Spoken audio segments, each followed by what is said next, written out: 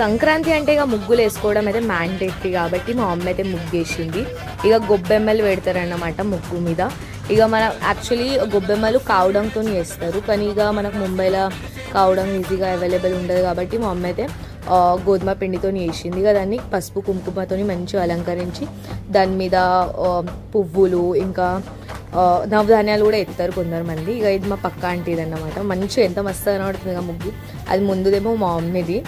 ఇట్లా సంక్రాంతి అయితే ఇక 3 రోజులు. ఇక యాక్చువల్లీ ముంబైలో రేపు అన్నమాట సంక్రాంతి, కానీ ఇక మన దేశంలో వేయాలి కాబట్టి ఇక ఇట్లా ఇయ్యాలు కూడా వేసుకుంటాం మేము ముగ్గురు, రేపు కూడా వేసుకుంటాం. ఇక ఇవేమో తీల్గూడు అంటే మన మహారాష్ట్రలో మకర సంక్రాంతికి తీల్గూడిగా గోడు బోలా అంటాం. తీల్గూడు తీసుకొని ఇంకా మంచిగా తీయగా మాట్లాడుంది అన్నమాట. ఇవేమో సక్కనాలు, ఇక ఇది అరిసెలు, ఇవేమో గారప్పలు. ఇవన్నీ ఇక ఇట్లా మొత్తం మన సంక్రాంతి స్పెషల్ స్నాక్స్ అన్నమాట. మీరేం స్నాక్స్ వేసిందో కింద కామెంట్ చేసి చెప్పండి.